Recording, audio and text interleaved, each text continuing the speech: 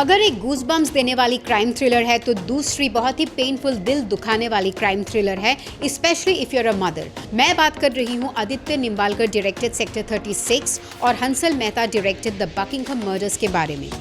दोनों फिल्में कल रिलीज हो चुकी है on the 13th September.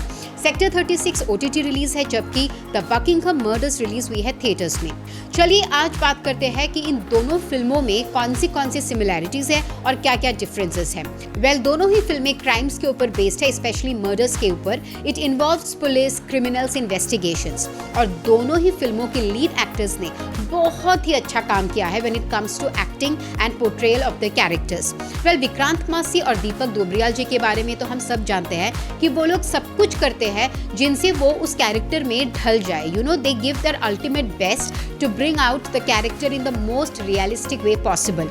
But when it comes to Kareena Kapoor, she has always been a mainstream commercial heroine जो किसी भी फिल्म में एक ग्लैमर फैक्टर लाती है।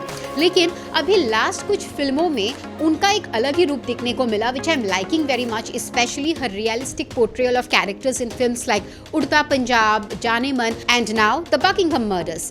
ऐसा लोग बोल रहे हैं कि The Buckingham Murders is Kareena's best performance in 25 years of her career. Now that's quite a compliment, and I must also confess कि an actor of her stature has shed all her vanity to get into the skin of her character in the Buckingham Murders. That is really commendable. अगर दूसरे similarity के बारे में कहा जाए तो Sector 36 में more than the crime we get to see the perspective and thinking of the serial killer about his psychology and his mentality, जो कैरेक्टर विक्रांत मासी ने प्ले किया है। And in the same way in Buckingham Murder also we get to see the constant emotional trauma that Kareena Kapoor's character Jas Bhamra goes through, क्योंकि वो एक दूसरी murder investigation में इन्वॉल्व रहती है as an investigating officer and she is constantly fighting with her own emotions. उनका खुद का जो एक गिल्ट होता है for not being able to save her son from an accident. So yeah that is a very big similarity to the treatment of the film, क्योंकि दोनों ही फिल्मों में जो प्रोटोगोनिस्ट हैं उनके थिंकिंग और पर्सपेक्टिव को लेकर ये सीन्स शूट हुए हैं। एंड देन अगर हम तीसरी सिमिलैरिटी के बारे में बात कहें तो दोनों ही फिल्मों में एक बड़ा सा ट्विस्ट आता है at the end,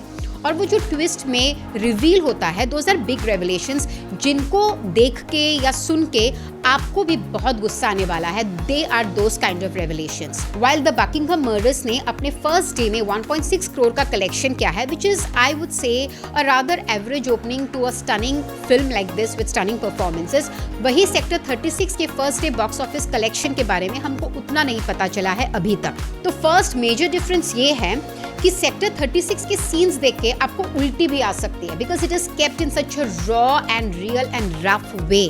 in fact film के कई सीक्वेंसेस रियल लोकेशन में भी शूट हुए हैं।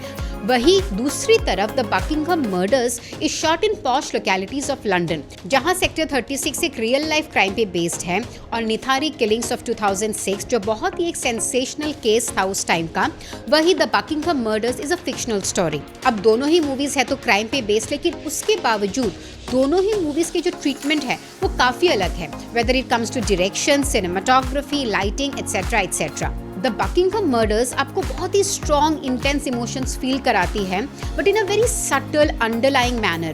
That is the narrative of that film. Whereas Sector 36 आपको बहुत ही स्ट्रॉन्ग इमोशंस फील कराते हैं on your face, and emotions like anger, frustration, disgust. Now let's end the video with a fun fact. The Buckingham murders already premiere हो चुका था last year in London film festival, and अभी almost 1 साल बाद ये film theatre पे आई है for a commercial release. Whereas Sector 36 का प्रीमियर हुआ है कल ही on an OTT platform. It was never premiered on a film festival, और शायद ये OTT में अगर रिलीज नहीं करते या मेकर्स वो डिसाइड नहीं करते तो ये फिल्म रिलीज हो ही नहीं पाती, क्योंकि थिएटर में इस फिल्म के इतने सारे सीक्वेंसेस को सेंसर लगते कि फिल्म कभी बन ही नहीं पाती।